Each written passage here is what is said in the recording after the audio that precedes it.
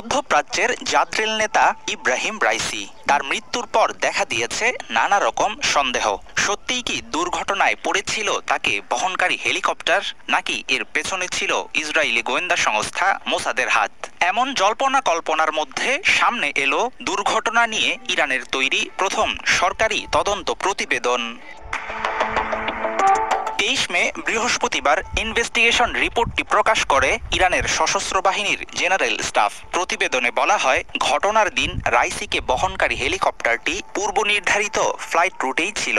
প্রেসিডেন্টের বহরে থাকা অন্য দুই হেলিকপ্টারের সাথে দুর্ঘটনার 1.5 মিনিট আগেও কথা হয় বিধ্বস্ত হেলিকপ্টারের পাইলটের।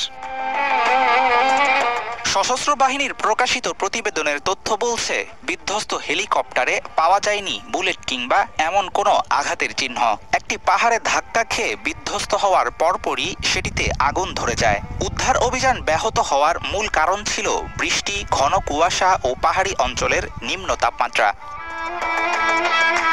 সাবেক প্রেসিডেন্ট ইব্রাহিম রাইসি ও তার সফর সঙ্গীদের নিহত হওয়ার ঘটনায় গত 20 মে সোমবার তদন্ত শুরু করে ইরান। দেশটির সশস্ত্র বাহিনীর প্রধান মেজর জেনারেল মোহাম্মদ বাগেরির নির্দেশে তদন্তের দায়িত্ব পান ব্রিগেডিয়ার আলী আবদুল্লাহি।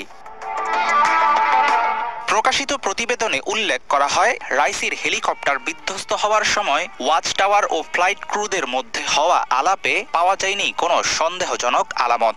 সশস্ত্র বাহিনীর তরফ থেকে বলা হয়েছে, তদন্ত সম্পূর্ণ শেষ হলে জানা যাবে আরও বিস্তারিত তথ্য। গত 19 মে রবিবার একটি বাঁধ উদ্বোধন করে ফেরার সময় ইরান ও আজারবাইজান সীমান্তে বিধ্বস্ত হয় রাইসিকে বহনকারী হেলিকপ্টার। সাম্প্রতিক সময়ে নানামুখী ভূরাজনৈতিক ও অর্থনৈতিক সমস্যার মুখে আছে ইরান। এমন পরিস্থিতিতে দেশটির প্রভাবশালী প্রেসিডেন্ট ও শীর্ষস্থানীয় নেতাদের মৃত্যু থমকে দিয়েছে সবাইকে। ইরানের সাথে বহুদিনের বৈরিতা ইসরায়েলের।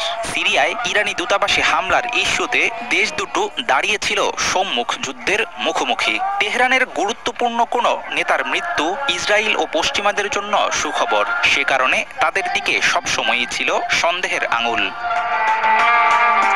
রাইসির মৃত্যুতে হাত নেই ইসরায়েলের। তেল আবিবের এমন দাবির পরেও বিশ্বজুড়ে উঠেছে ষড়যন্ত্র তত্ত্বের ঝড়। ইসরায়েলের সম্পৃক্ততার ন্যূনতম আশঙ্কা পুরো অঞ্চলকে ঠেলে দেবে নতুন সংকটের দিকে।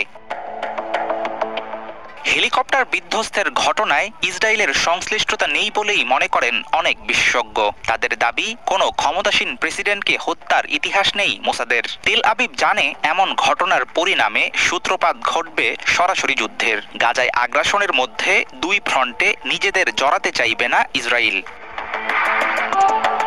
ইব্রাহিম রাইসি ও তার সফর সঙ্গীদের নিহত হওয়ার ঘটনায় স্বল্প সময়ে তদন্ত প্রতিবেদন প্রকাশ করল ইরানের সশস্ত্র বাহিনী। প্রিয় নেতাকে হারানোর শোক সামলে এর মধ্যে নির্বাচনের প্রস্তুতিও নিচ্ছে তেহরান। সম্পূর্ণ রিপোর্ট প্রকাশ হলে জানা যাবে দুর্ঘটনার বিস্তারিত তথ্য।